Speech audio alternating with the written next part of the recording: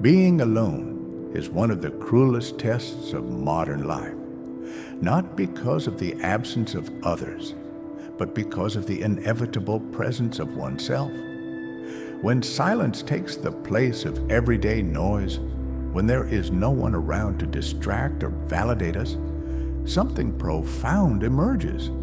A discomfort, an unease, a sense of emptiness that can no longer be ignored. This emptiness is not new. It has always been present, disguised under commitments, hurried relationships, and endless notifications. The truth is that loneliness reveals what we spend our lives trying to hide, the distance between who we are and who we should be. And it is precisely in that space that anguish resides. It is not the lack of company that destroys us, but the lack of connection with ourselves. Søren Kierkegaard, one of the greatest divers into the human soul, saw this anguish as the symptom of an existence that has yet to find its truth. For him, the despair we feel when we are alone is not an emotional failure, but a spiritual alert, a call to authenticity. Loneliness is the mirror where we are forced to confront the freedom of being ourselves and the responsibility that comes with it. We flee from silence because it exposes us, because it reveals how lost we still are from ourselves. On the other side of this dive, Arthur Schopenhauer offers a radically different yet complementary perspective. He does not fear solitude. He celebrates it. For Schopenhauer, the ability to be alone is not a weakness, but a mark of greatness. It is a sign of a mind that does not need external noise to feel alive. In his view, solitude is the refuge of elevated spirits, those who are not content with the mediocrity of distractions, those who have found a home and a fortress within themselves.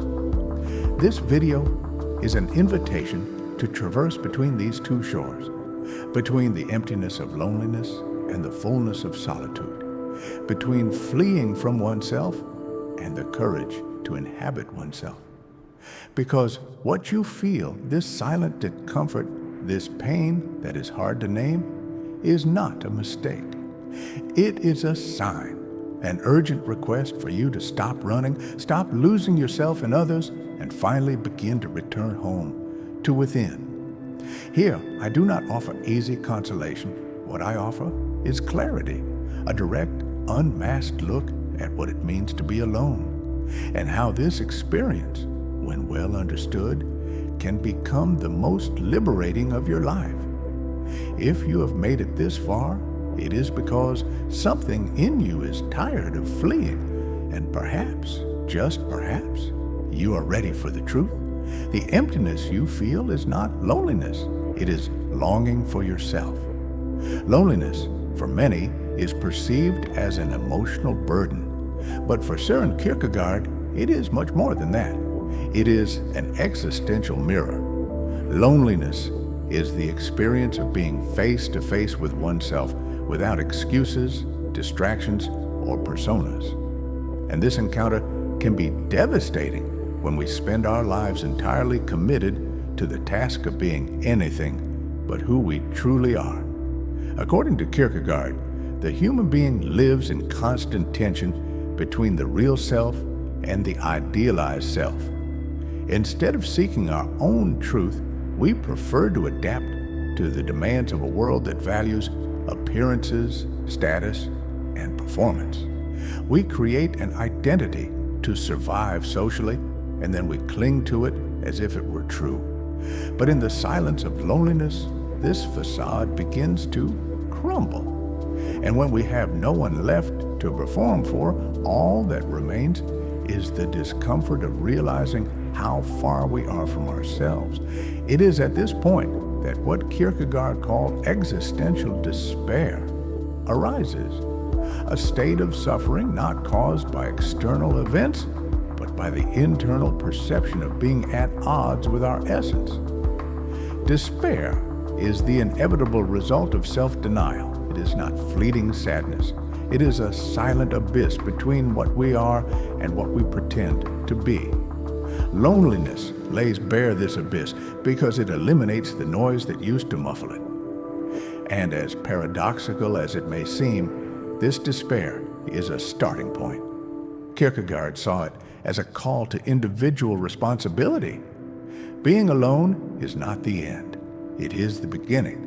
It is in this uncomfortable void that the true work can begin, the work of becoming oneself.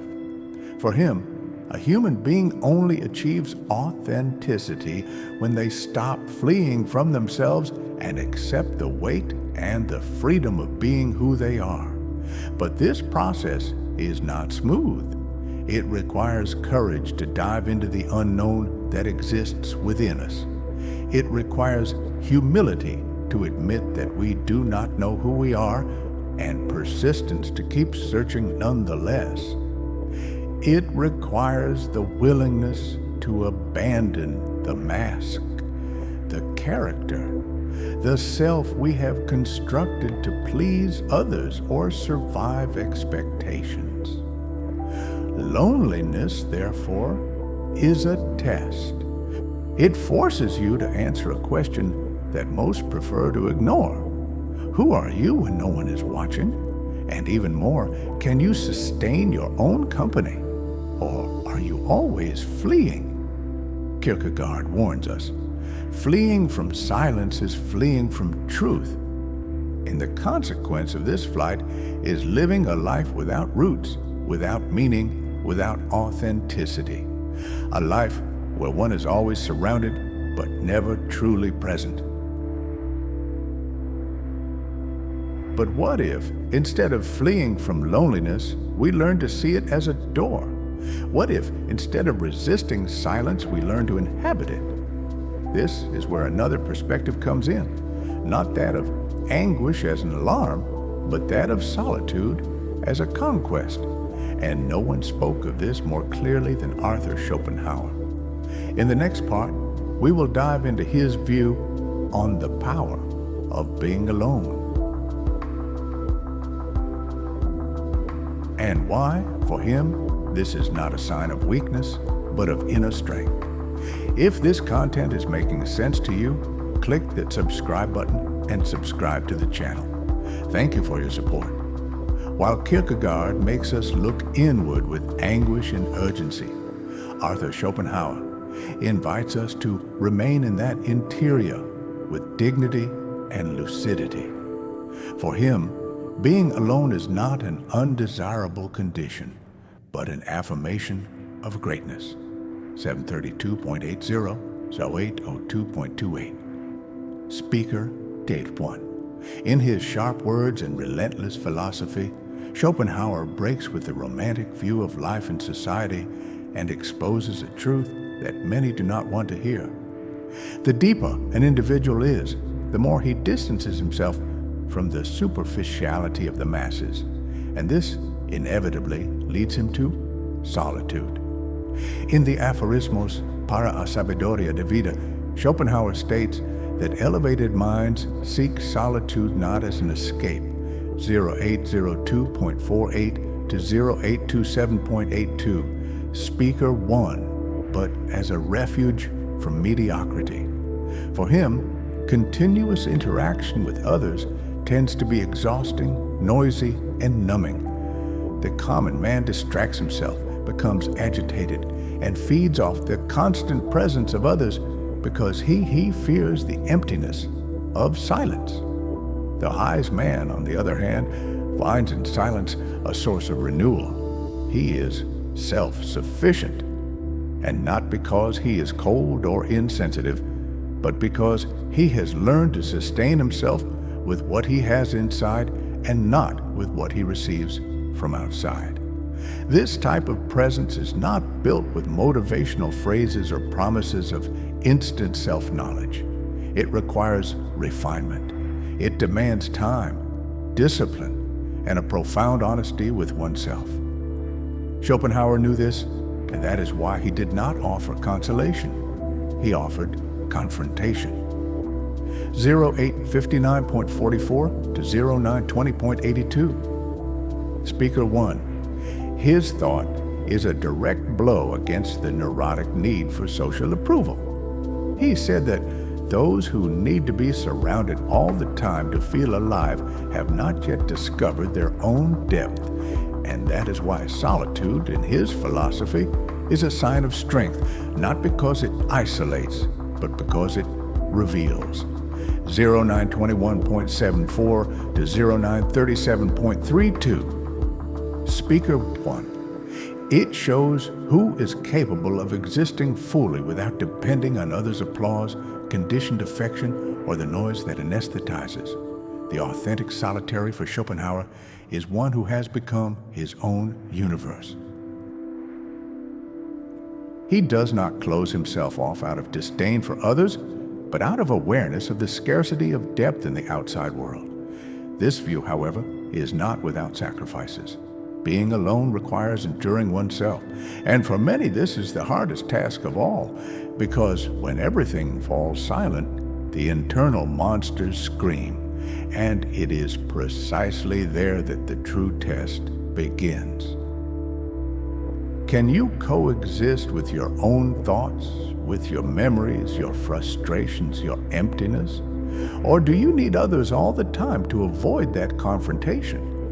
Schopenhauer shows us that those who master the art of solitude are those who have transformed their own interior into a habitable place, a sanctuary, a space for reflection, clarity, and power.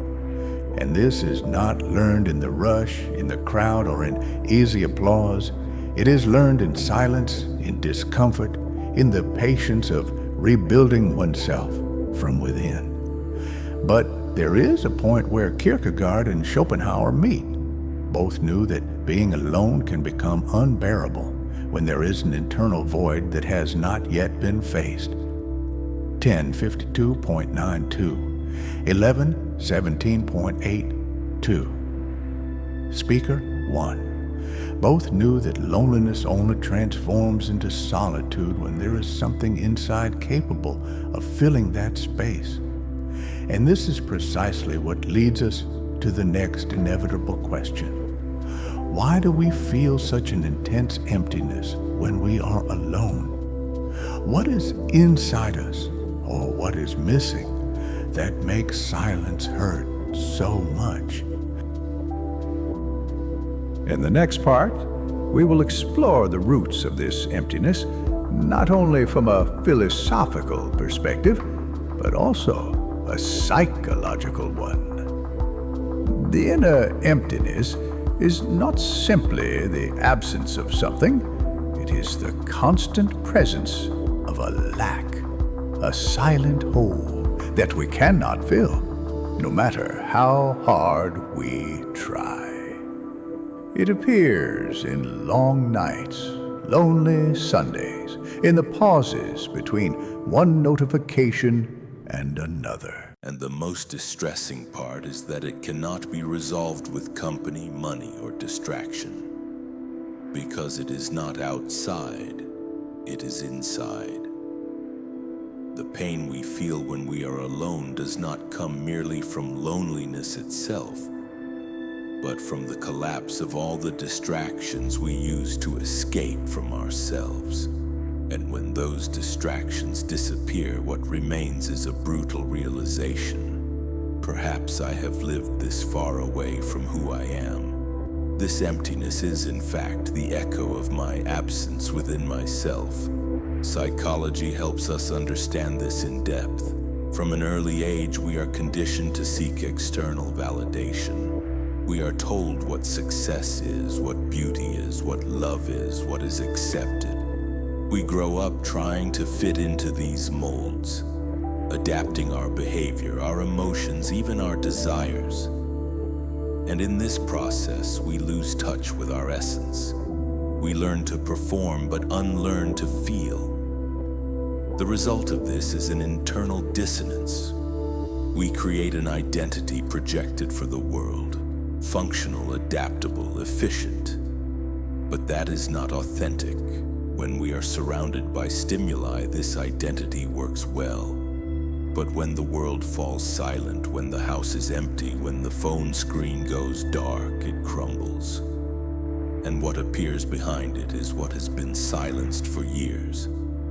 The wounded child, the forgotten desire, the fear never faced, the unprocessed frustration. This is the true emptiness, the gap between who we are and who we allow ourselves to be. And that is why it hurts so much, because it carries the weight of all the renunciations we made out of fear of not being accepted. It charges us a very high emotional bill for having ignored our own truths. But there is something even deeper. Emptiness can also be a symptom of a life without inner direction. When we live only reacting to the world, chasing after others' expectations without our own compass, the soul begins to empty. Because the soul needs meaning, presence, purpose. And when all of this is replaced by empty goals, constant comparisons, and a frantic search for approval, the result is inevitable. We lose ourselves. The inner emptiness then is not something to be avoided at all costs. It is a sign, a symptom, a message from the unconscious saying, something is wrong here.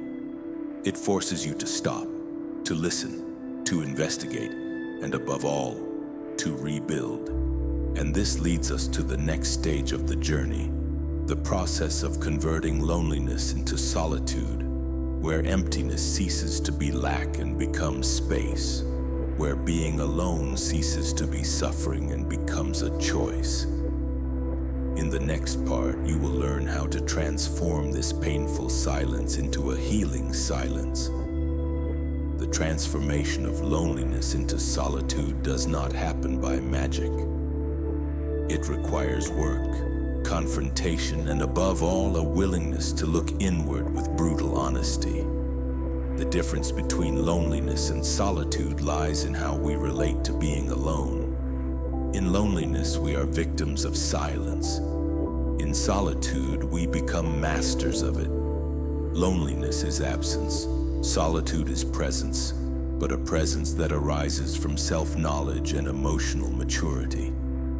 This process begins first and foremost with acceptance, accepting that there is a void, accepting that pain exists, accepting that you have lost yourself, without judging, without punishing yourself. This is the first step because as long as you resist what you feel, you will continue trying to numb your pain with empty distractions. And it is in this cycle that loneliness feeds and perpetuates itself. Acceptance is the 0 point of reconstruction. After that comes the dive, and this dive is not pleasant. Being alone with oneself in deep silence is an exercise in courage. It is sitting in the center of your own labyrinth and listening to the noises of the mind, the cries of the soul, the forgotten traumas and the truths we avoid. But it is also in this dive that the encounter with wholeness begins. Solitude is not just being alone, it is inhabiting oneself with fullness. It is learning to sustain your own company with dignity. A fundamental practice in this process is self-listening, stopping. Breathing, observing what you feel without filtering, without justifying, writing, reflecting, questioning, what do I truly lack? What am I expecting from others that I could offer to myself? What makes me run so much, seek so much, feel so much? These questions hurt, but they open doors. They disarm the mechanisms of escape and bring light into the chaos.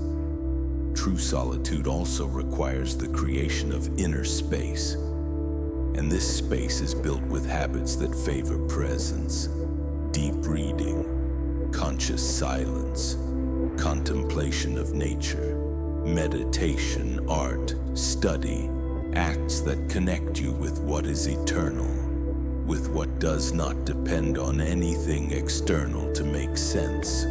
When you cultivate this space, you begin to realize that being alone is not a punishment, it is a privilege. It is in solitude that the most powerful ideas are born, the most mature decisions are made, and the most sincere connections with what truly matters are formed. But beware, solitude is not emotional isolation. It is not about shutting yourself off from the world, but about no longer depending on it to exist. It is the difference between being with others by choice and not by necessity, between loving out of overflow and not out of need.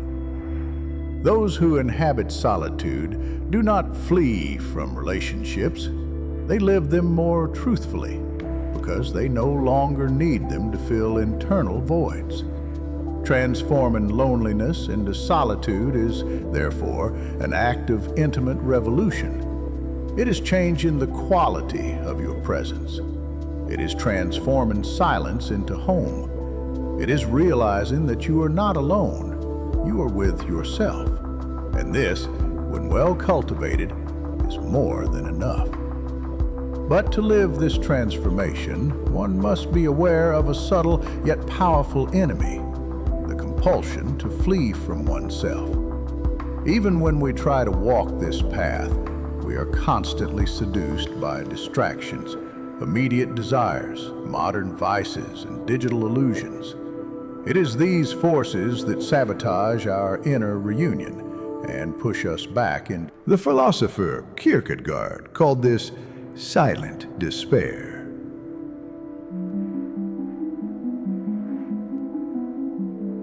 The state in which the individual lives as if pretending that everything is fine, while inside feeling that something essential has been lost. And the scariest part? Most people live this way without even realizing it. The flight from oneself is so subtle, so integrated into daily life that it has already been normalized. We have learned to live disconnected from our essence as if it were natural, but it is not. This flips the discussing A-Law games and doing the Audi and in the soup of word. And as long as this disconnection continues, no relationship will fill, no success will satisfy, no achievement will heal. Because nothing outside of you can replace what is missing inside. True freedom begins when you stop running, when you have the courage to stay, when you look at yourself not with judgment but with curiosity, not with fear but with a willingness to understand who you are.